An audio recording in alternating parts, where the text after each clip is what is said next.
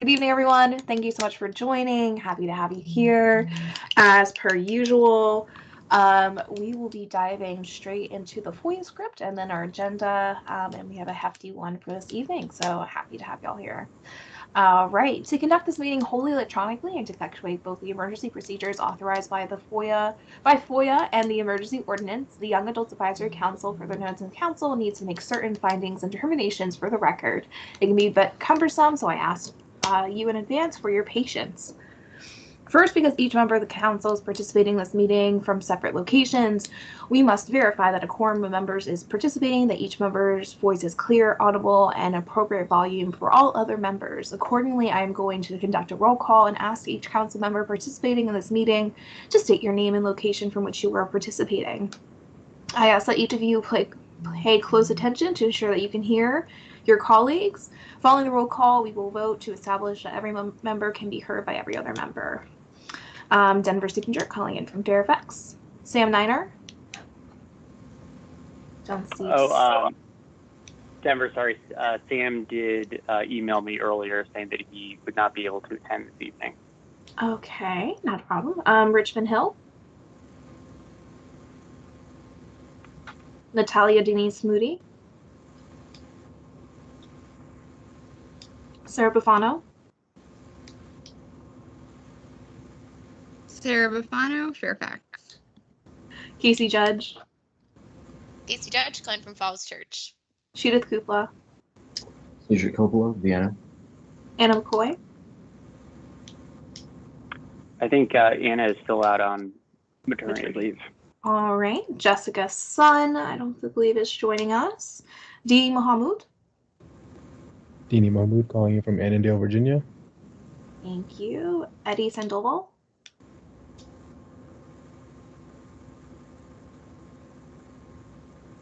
Eddie, are you there? I see that you're on. Eddie, you might be on mute or frozen, possibly. No. Eddie? Yeah. Can you tell us where you're calling in from?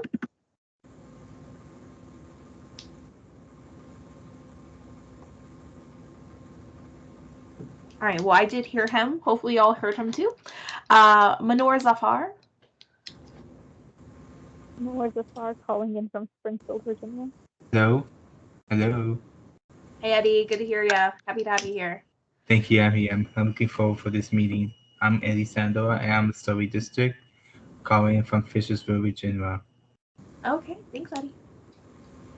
All right, at this point, I will pass the gavel to my fellow council member, Sarah Buffano, so I may be heard to make a requisite motion. I move that each member's voice may be adequately heard by each other member of the council. All those in agreement say aye. I need a second. Oh, pardon. Sorry. I really need to just have the anyway. Great. All those in favor, please say aye. Aye. Aye. Aye. Any opposed, say nay. Great.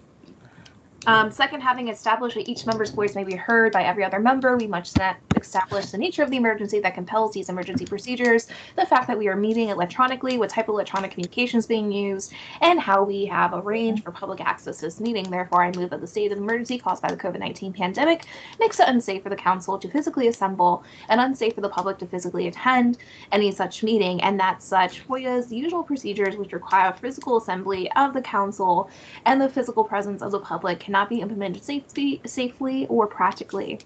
I further move that the council may conduct this meeting electronically through a dedicated video and audio conferencing line, that the public may access this meeting by registering through the meeting link on the Young Adults Advisory Council website, which is www.fairfaxcounty.gov/economic-initiatives/young-advisory-council-YAA, or by calling 157-429-5982 and entering access code 371-404-615 £. It is so moved. Seconded.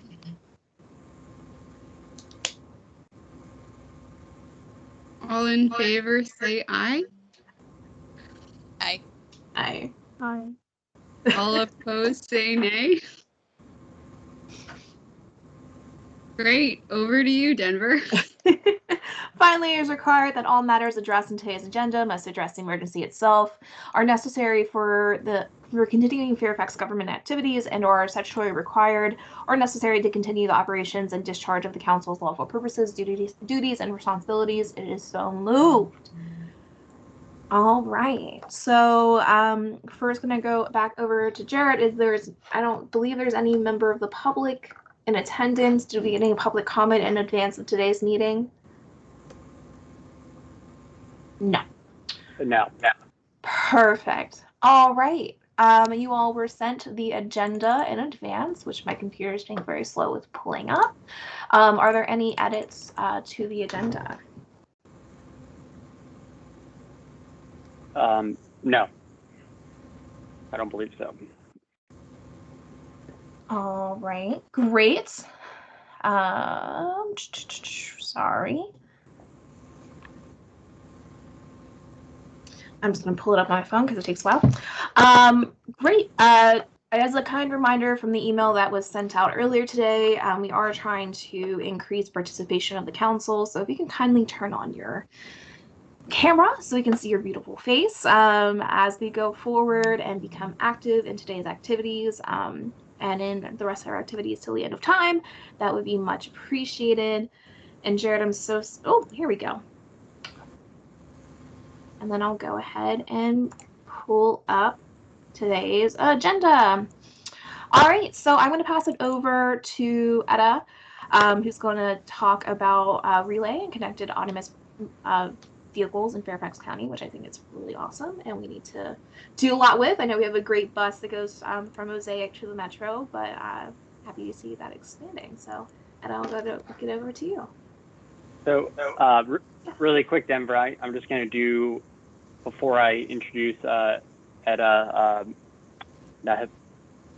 Napishan, Etta, please. We should have done it. We should have done a tutorial, Jared. I'm sorry. Please forgive me on that. It's not like we haven't worked together somewhat, for the last few months. Anyways, I'm going to play a video really quick, and then I will toss it over to Etta for her presentation. So just give me one moment.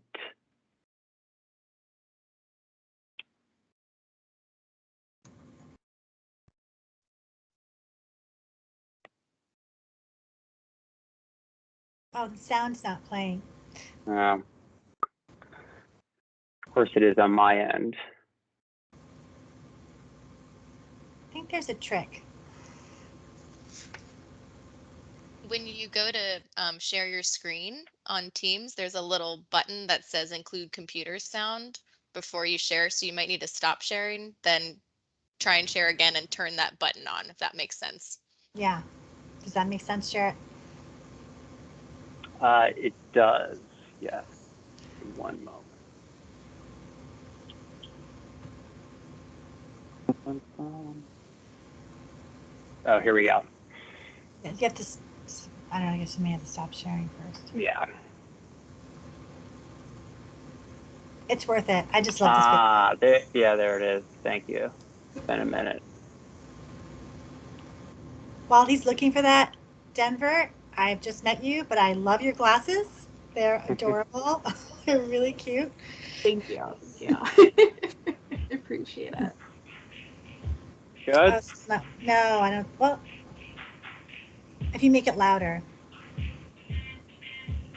Dominion Energy wanted to partner with one of our customers like Fairfax County. We've been able to put together a pilot project that offers convenience and opportunity for the citizens and the local community here to actually experience autonomous and electric technology, bringing them from the Dunloring Metro here to the Mosaic District where there's all these wonderful things to do. We just have to think of the future. Transportation is one of Fairfax's greatest assets, but also one of its greatest challenges.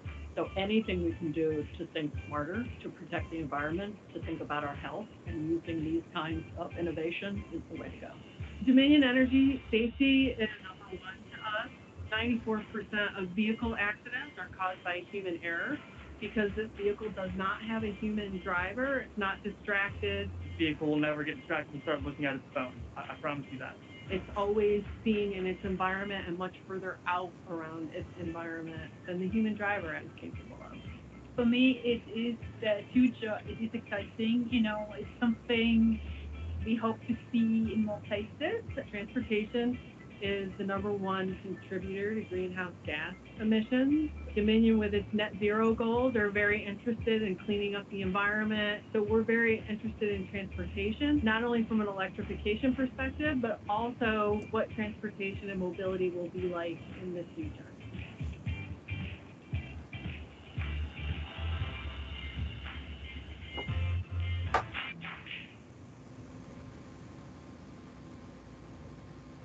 All right, did it freeze on there at the end?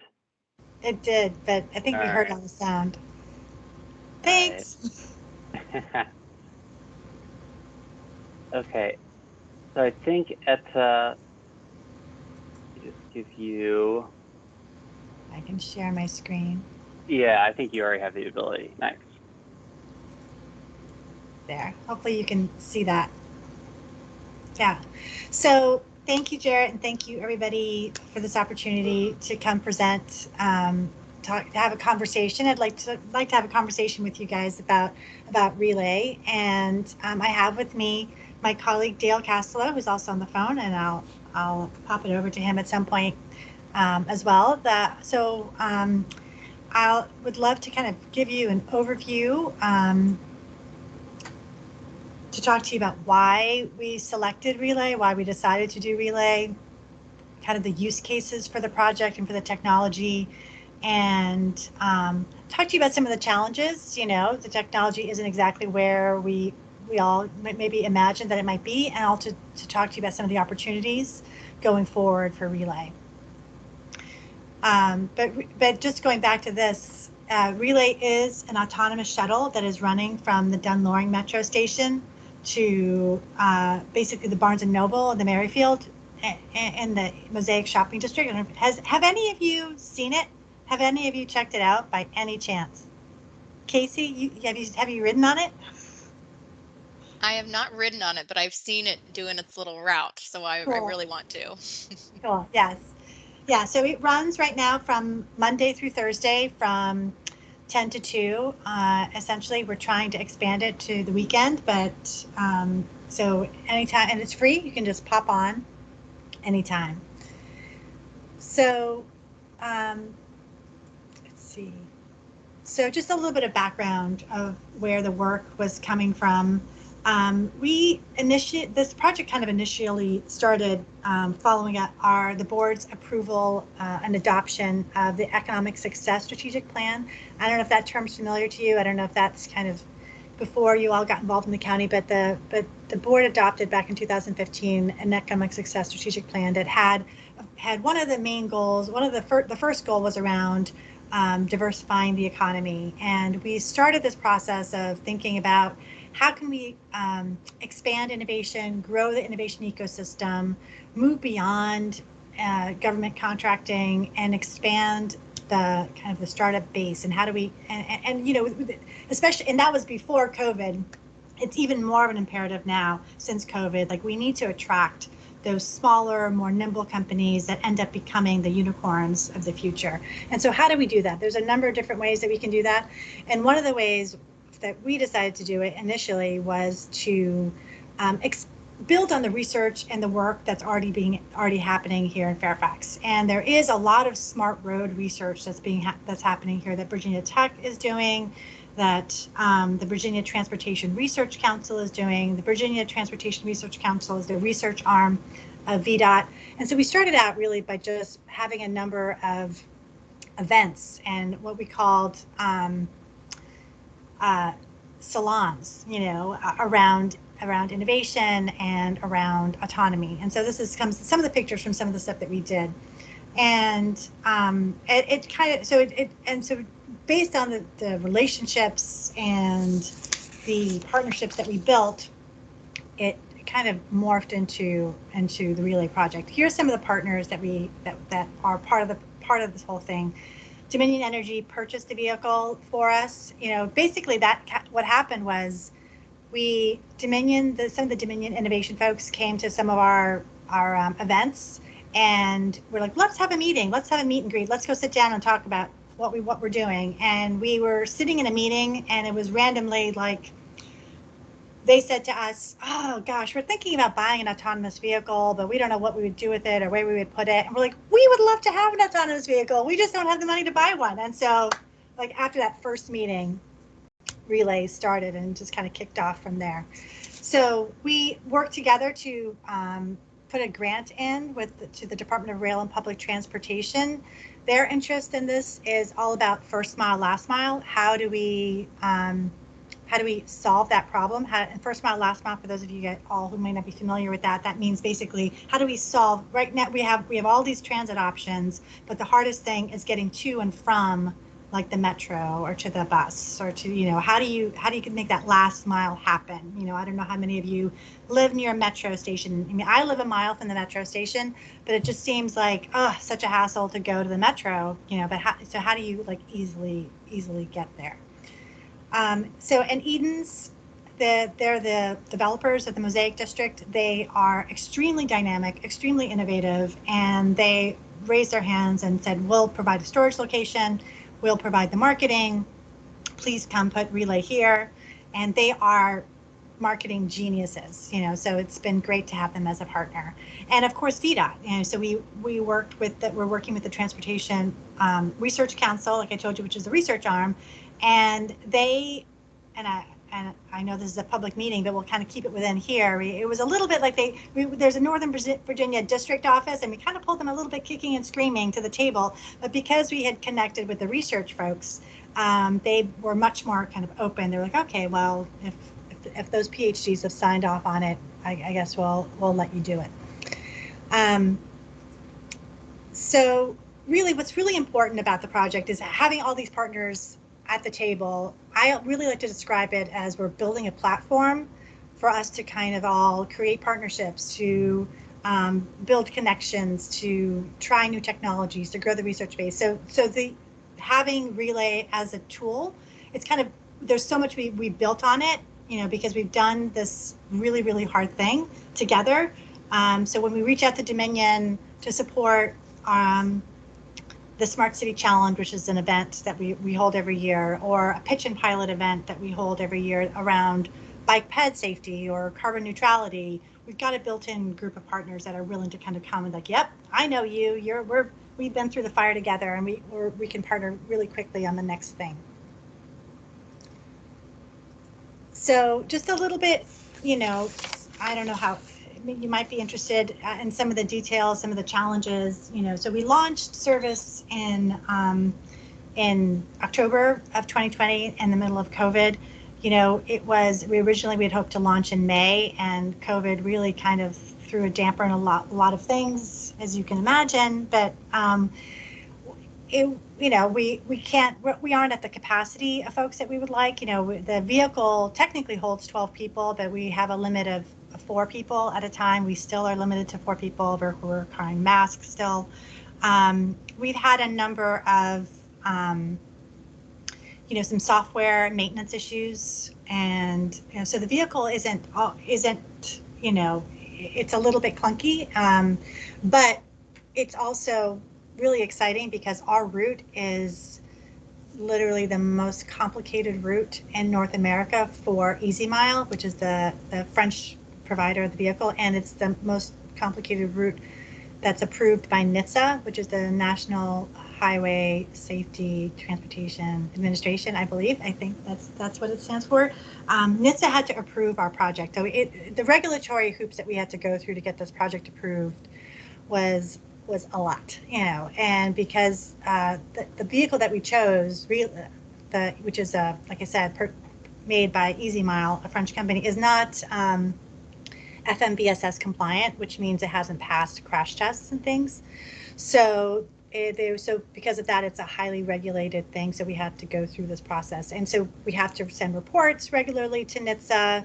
But they're very interested and excited about our project since we're right in their backyard, and they've come to check it out, and are extremely excited about it. Though we partnered with a couple of universities. We partnered with Virginia Tech Transportation Institute to do an independent report. So they've been collecting the data coming from the vehicle, how fast is the vehicle going? Are there near misses? How are the other vehicles on the road reacting to relay? How are the pedestrians reacting to relay? So they're tracking all that information. And we've also partnered with George Mason University, they're doing an independent research project. They're doing the human factors research. They're doing surveys and things. So if you do go and try it out, please fill out the survey, because we need some more folks to fill out the survey. And we are, we got approval to extend the project because it's been hard to get the ridership numbers up with COVID. So we have an approval to go until September 2022. Originally, we were supposed to go 1 year, but we've got an extension to go for 2 years. So challenges, we've got some challenges, but there's so much potential to kind of grow this project. We are, like I said, we've extended the initial length of the period. We are investigating, we're partnering with Virginia Tech to potentially do some grant applications. There's some federal money coming in with the infrastructure bill. We're hoping that we'll be able to pursue some money there to extend the vehicle down to Inova, to the hospital, which is about a mile away. And there's a lot of congestion in that area. If there's some creative ways that we can think about other mobility options besides single occupancy vehicles, it's going to really help. Innova's got these big plans to make this mega development happen down where their existing campus, and it's going to be really challenging for them to do that without just relying on single occupancy vehicles. So they're very interested in autonomous vehicles. So if we were to do the extension, we probably would supplement the Easy Mile vehicle with other like FMVSS compliant vehicles. There's a relatively local company in Crozet, Virginia, which is near Charlottesville, that we would partner with, that has done some work for some Defense Department things. So their vehicles are a little bit hardier and can go faster speeds. So we would have a mix of vehicles, which is also exciting for the research. We are also investigating other kind of creative things we could do. We could do infrastructure, kind of smart infrastructure where you're communicating with not just the autonomous vehicle, but other vehicles that have like auto. You guys? Any one of you have those cars that has automatic braking and those more high tech cars? So it would be to connect all those different vehicles together. And Dale, do you want to talk a little bit about our discussion with Edens that we had last week and their exciting things that they're looking at regarding smart mobility? Sure. So Edens sees this technology, this smart city technology, as part of their brand. They've been amazing partners, as Etta pointed out. And they're kind of looking at what's the next thing for them.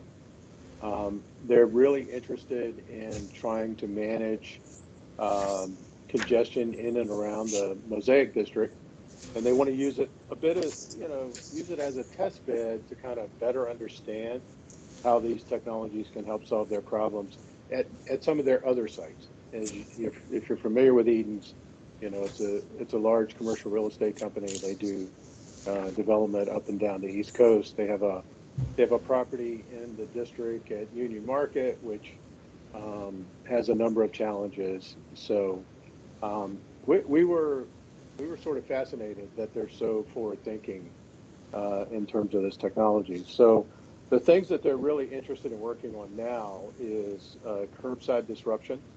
Over the course of the pandemic, There have been, a much higher reliance on, online shopping, which is challenging for their retail business, but at the same time, it's also challenging at the curb when you have all these delivery services all competing for very limited space. And reliance on the TNCs. We call the Ubers and Lyft of the world TNCs. The DoorDash. I mean, all the competition for the curb has become a real challenge for commercial real estate companies like Eden's. So we're looking at some technology. There are some really innovative companies out there that actually have, I want to say it's video or LiDAR detection, and they deploy it on the curb, and then they use artificial intelligence. It's a lot like the work that we're doing in Fairfax right now for safety for vulnerable road users. We're doing a project where we're looking at 37 intersections in the county, and we're deploying video detection, and then they use a proprietary AI layer that they filter the video through, and they analyze near misses between vulnerable road users, which are principally cyclists or pedestrians, and proximity to cars. So it's similar technology when you're looking at the curb, and they work with companies like Eden's to help them manage parking dwell times and parking locations and centralized delivery. Eden's is really interested in creating what we call it a last mile delivery hub, where you can actually direct all of the FedEx and UPS and Amazon Prime trucks that are coming to your community to one central location, and then dispatch the packages from there via robots, drones, cargo bikes, so all sorts of things. And in fact, Virginia is actually one of the leaders in drone delivery. If you didn't know that, I know I didn't know that, but apparently we've just completed our it's somewhere around 75,000 or 100,000 deliveries in Virginia via drones. So that's really a big thing that they want us to try to help them with. They're also very interested in creating what we call a micro mobility hub. They're concerned about the growth in scooters, e-scooters particularly. They want to try to have centralized locations where the scooters can be dispatched from, can be charged. What we're seeing in the e-scooter world right now is that the scooter share companies are still doing okay, but there has been this tremendous growth in privately owned scooters.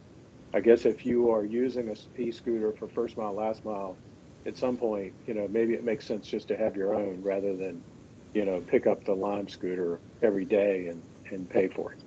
So,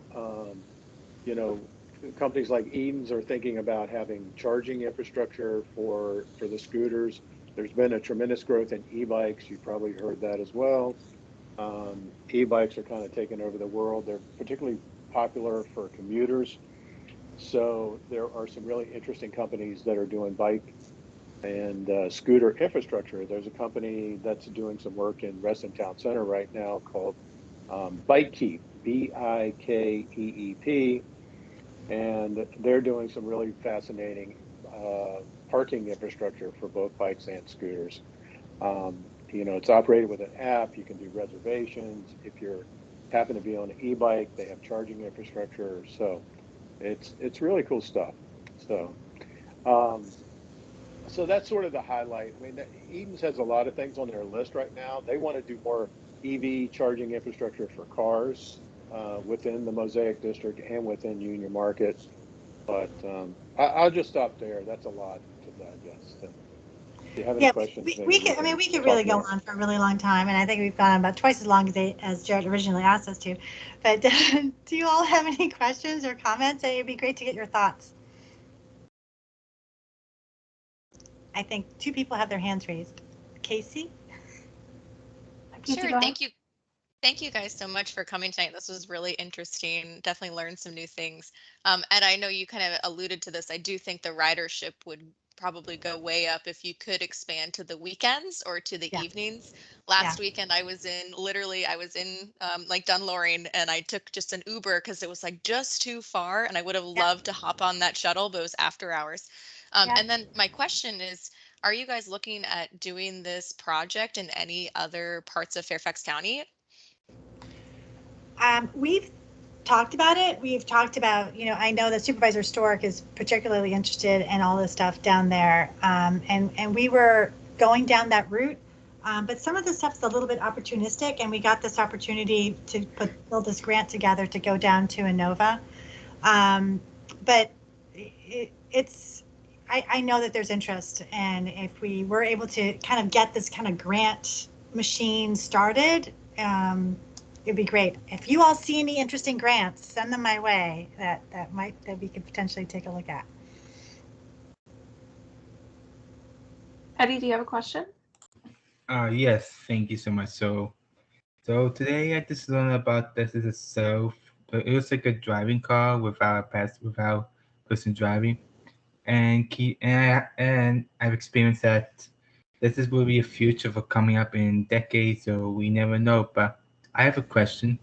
What does this mean for transportation of using those will impact cities or suburban area to use that in the future, upcoming decades? So what does this mean for the future of transportation of those electric buses or electric those solar panel point for the future? So you mean the electric piece of it or the autonomous piece of it? I mean, we've both. So we've talked. I'll start, and then Dale can jump in if I don't cover everything. But some of the things we've talked about is, one, there's a massive percentage of people, particularly men, particularly white men, whose job right now has something to do with driving. So as this technology progresses, what's going to happen? There's going to be a workforce issue. Right now, right now you need to have a safety steward on board at all times, so there's no jobs being displaced now. But in the future, it's a possibility that we could have like a major displacement of jobs. I mean, I don't see that from the technology where it is right now. I don't see that happening anytime in the near future, but that's something to think about. Other things we talk about is, we want this technology, there could be a utopia or a dystopia what this technology brings. Like the dystopia is if everyone is in a single occupant vehicle that's autonomous, that now they can live out in West Virginia and commute from there because they don't have to drive. So you can see this nightmare of roads and tangles of traffic, versus the increasing density that we really think makes more sense from a sustainable, health and livability aspect, right? Electric, we talk about how the charging needs to change dramatically. Like, how do you charge these vehicles right now? There are different kinds of, and I'm not an expert, but there are different models where the electricity, is kind of, it's charging while it's going. If there's infrastructure just built into the roads, there could be solar panels on the vehicles. There could be different distributed energy systems. There's ideas of having gas stations that instead of changing gas, you change the battery. Instead of recharging the battery, you just change out one battery for another, and you're in and out within a couple of minutes, just like you are at a gas station now. So there's different implications like that. And Dale, do you want to add anything on the future stuff? Well, I mean, you touched on the, we always have these conversations about the utopia, dystopia. I'm not sure if any of you guys work in planning or development, but there's a lot of conversation in the autonomous space about how does autonomous technology either support or contradict smart growth patterns. And Etta mentioned this about when's a commute, and when are you at your office? I mean, it becomes very blurry. It seems like a very straightforward question, But if you have an autonomous vehicle and you get in your car and turn on your laptop and tell the car where to go, are you at the office? I mean, you know, in the context of the pandemic we've all been going through, I would say yes, you're in the office. So are you really commuting? You know, I mean, I guess some people feel like autonomous technology will promote sprawl. I mean, that's the bottom line. And, you know, for many years, we have been, at least as urban planners, thinking differently about, you know, density and more compact development patterns and trying to shorten trips. And would autonomous technology actually promote longer trips? And so if that's the case, then, you know, do we really accomplish anything in terms of, you know, the demand for more and more infrastructure, and all the things that come along with that? They will principally be EVs. So I guess from an emission standpoint, we may be doing some good to the environment, but, you know, is the good offset with, you know, additional sprawl and other things? And I have no answers for any of you. I'm just saying that this is an issue that we confront over the course of our conversations with the research community and others, related to projects like this. So. And I'll just add real quick that, you know, the utopia is, you know, which is what we're trying to address a little bit, is like if the technology is used for good, you know, to promote transit and to help people get to and from like a metro station so they don't have to use their car or an Uber, you know, how can this technology have those kind of supplement the transit that's out there? And I have to add also, just part of the utopia is providing some freedom for folks who can't drive, you know, like people who are older, people who have disabilities. You know, my favorite story that I tell is we were able to have one community meeting before COVID hit. We had one in February 2020. We were going to have a couple more, but that was it. And we had these two older women who came like 45 minutes early. They sat in the front row, and we were like really worried that they were going to be like, this is so dangerous. Don't put this in here. We were like, oh my God, they're like, so they were like amped. They were amped. They were just like really just amped. And so, but they were like, we're going to be first in line. When is this coming? I want to be first, because one of them was visually impaired and the other one had a husband in a wheelchair. And they're like, we live in the area. This is going to be such a great thing for us. And they were so amazing. We're like, can we get your name? We're going to make a commercial about you guys, and we want you to be the first riders. But then when we launched with COVID, they were both immune compromised, so they're like, we can't take it, you know. So, but there's just huge potential for the disability community for this. And Eddie, you're on mute too. Yes, this will impact with people with disabilities. That's where people with those, this will help people from point A to point B of those who are disabled, yes, or people who can't drive. These are parts will be benefit for the community, and that's gonna be great for those people. It makes it easier for them, which that will happen in the future. Yeah, exactly. Yeah, they were some of the strongest proponents and supporters, and had the most interest of folks as we were developing the project. Well, thank you so much for presenting. I'm sure we have a bunch of other questions. I personally want to know about the scalability, rollout, you know, all that great stuff. But I know we're up against time, but I can see this something of our infrastructure subcommittee taking on and diving in deeper. So thank you so much for lending your expertise and doing this presentation with us tonight. Great. Thanks for having us. If you have any thoughts. Thank you. No, thanks. Bye. Thanks, Zeta. Thanks, Dale. Bye. Alrighty, so we're gonna go into the next part of our agenda. Last month we talked about subcommittees, workflows, all that great stuff to make sure that we are not wasting each other's time on this council and in our subcommittees. So first and foremost, I want to verify subcommittee. Where did I put my notes? Purchase alignment. All right. So in our infrastructure group, we have myself, Casey, Sarah, Minor, Eddie, and Kiana. Is there anyone else who wanted to be in the infrastructure? Yes. Just a quick note, Denver. Kiana, she actually resigned from the council because I believe she moved, or I got some correspondence from Graham. So we do have that vacancy that we're updating for the for her position.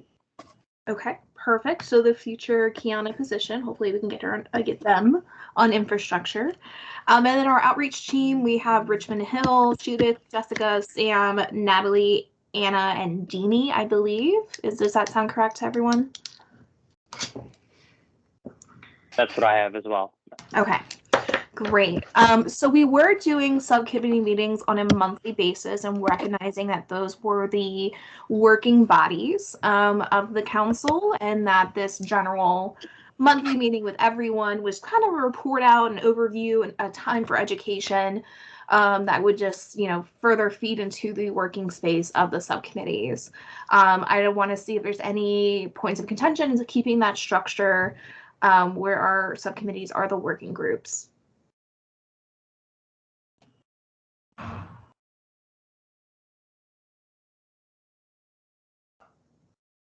No, Denver, I think that's a happy medium, at least in the last round of subcommittee work.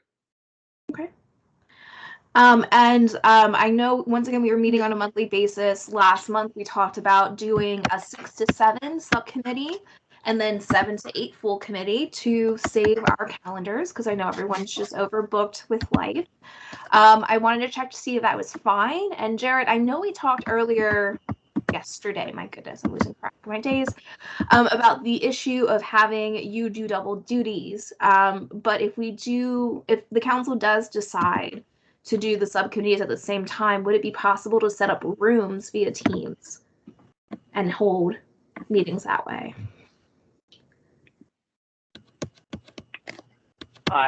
You know what? The breakout rooms.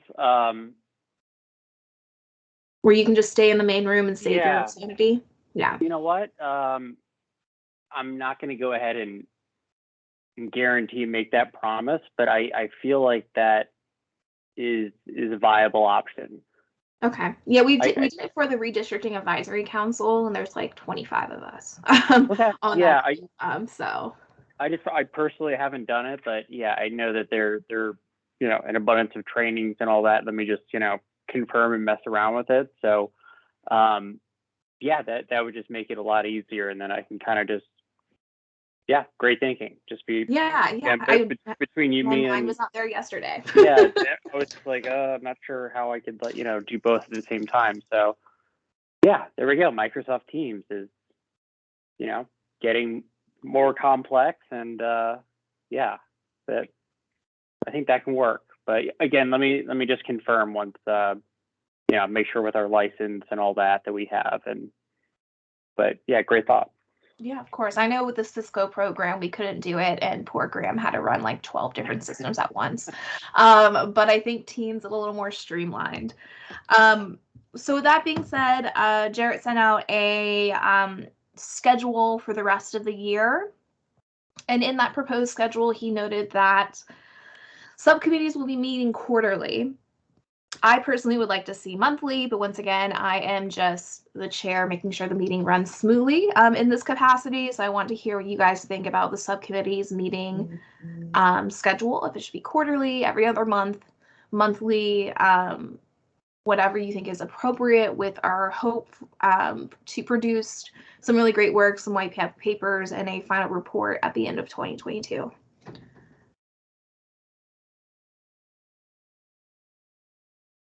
I think, and I know oh, Casey, you go first.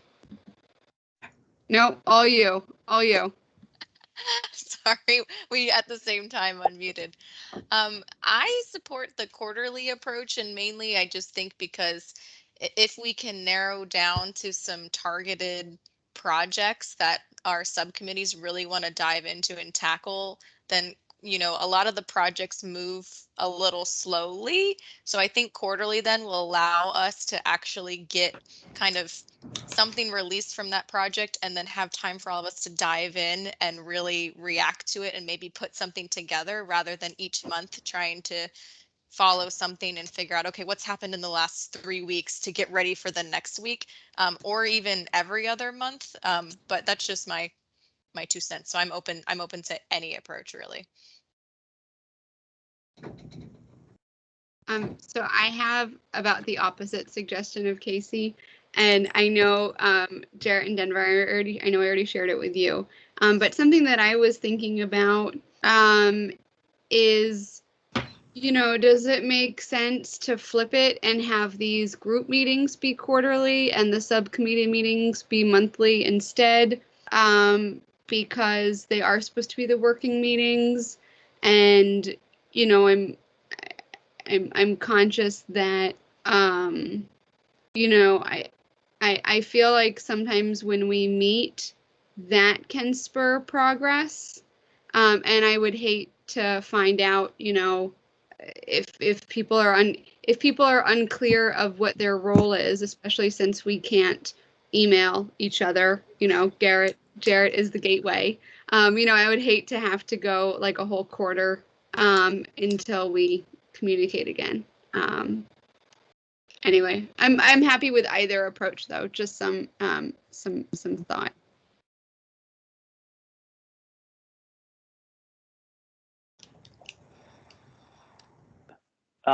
Sarah, the only thing, and I forgot to mention this to you after I thought about it after our conversation yesterday, and I'm just trying to pull it up on the bylaws right now, but of course, while I'm doing this, I can't quite find it. The bylaws do state that the council has to meet monthly. However, I don't know if that's subject to the full council or if the subcommittee meetings would suffice. So, I mean, that could be something that I could clarify with the clerk's office. But obviously, I leave it to the rest of you guys to kind of figure out exactly your preference. Thanks. Good point. Part of me wants to be like, motion to change the bylaws. No, anyway.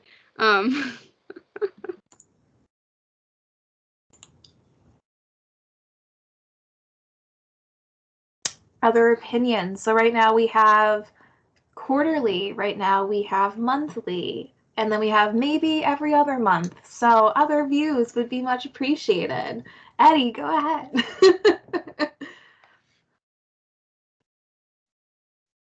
You might have to unmute yourself, Eddie. I can't hear you. Yeah, I did unmute it. I did. So we might be running monthly, or you never know. It doesn't look.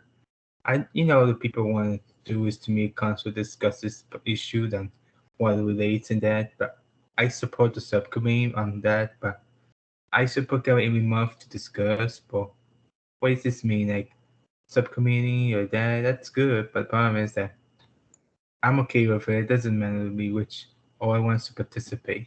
That's it. Whichever you guys prefer. Okay. Whichever.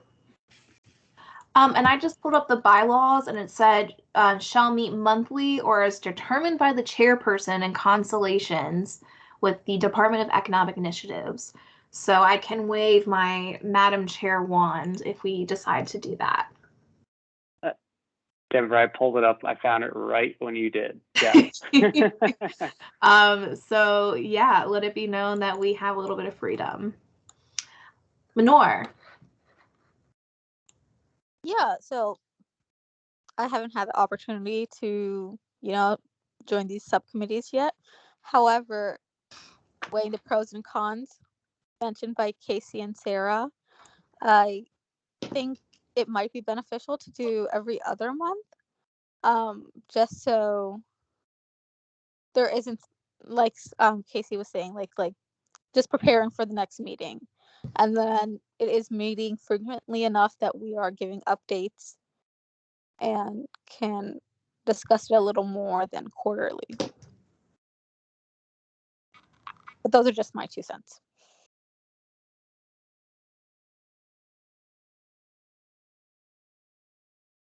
Thank you. Deanie, Judith, do you guys have a preference?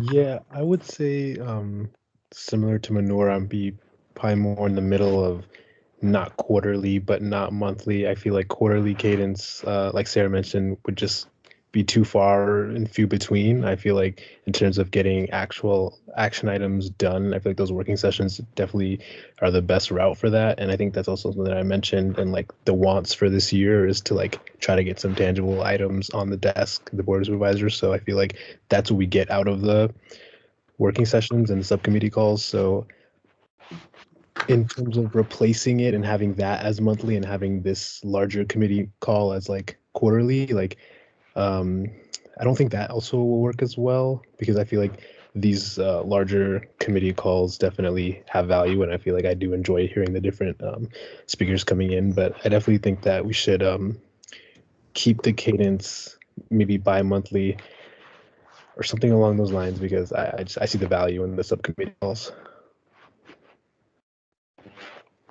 Thank you. Okay, Judith, do you have any passionate preferences? No, it doesn't look Yeah, like and unfortunately, I'm kind of dispassionately just trying to figure out what's best right now. Frankly, I think Sarah's take on it was probably the best, in that switching up the order and making the subcommittee meetings recur on a monthly basis, and then this particular meeting, switch it up to a more extended tenure probably makes the most sense. I know last year, at least, our subcommittee, the majority of the time that I felt like I was actually, or our team was coming up with concrete idea was directly within the subcommittee. So whichever way that we can prioritize that would probably be the best. But I don't have a particular preference one way or the other right now.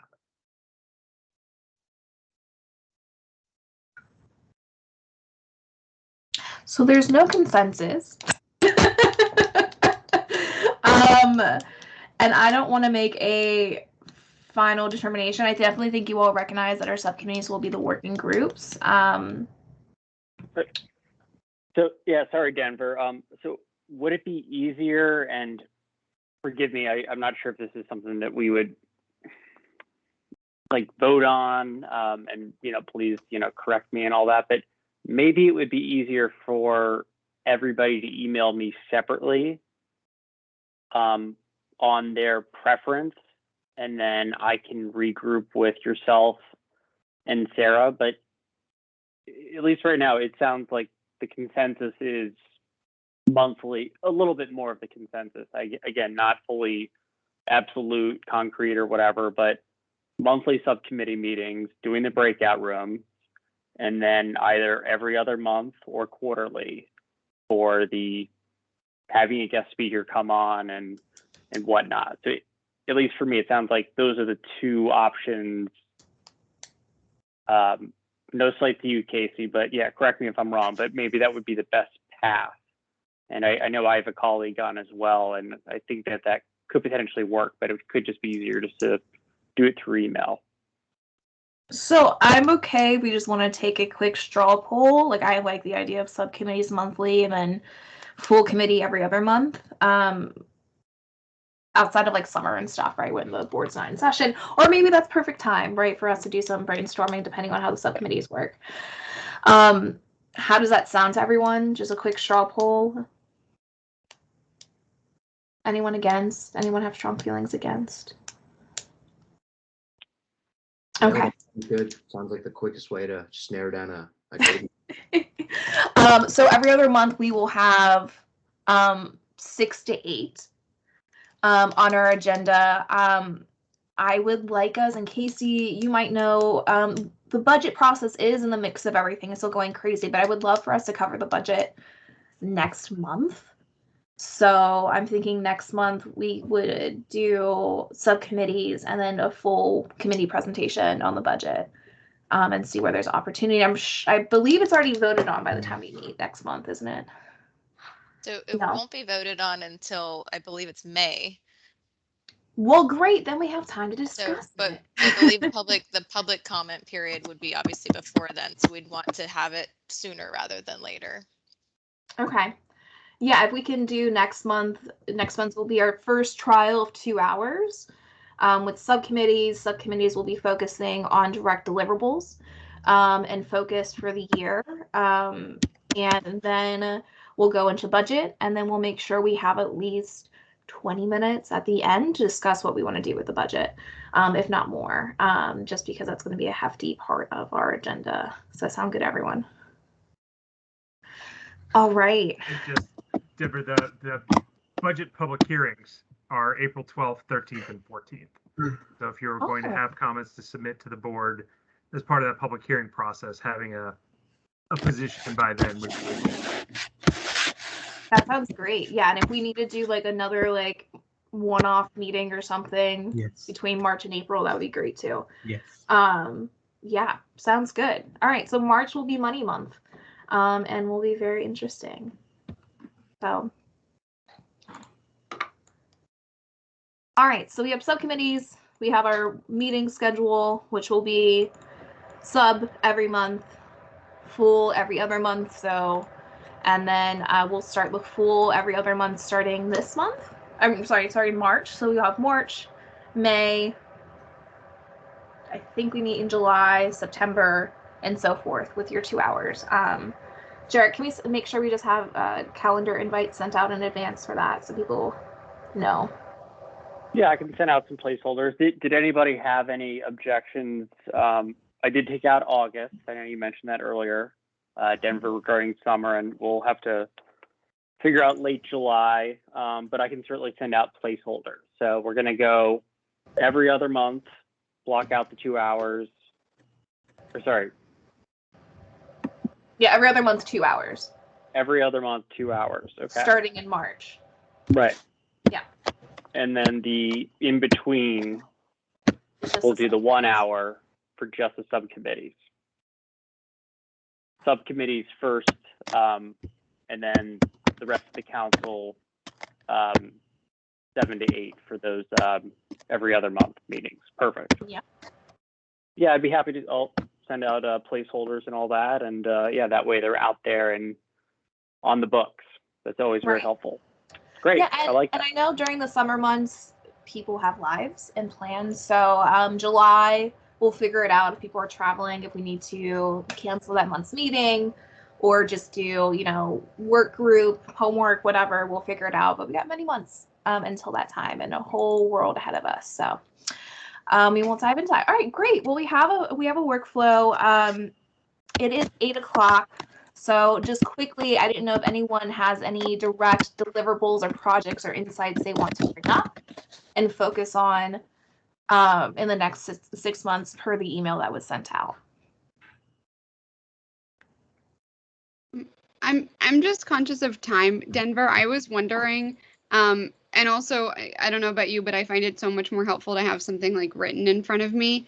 Like, would it be a good idea if we ask, because, everyone came to this meeting already with that. So like, we can all probably just easily forward that on to Jarrett like this evening.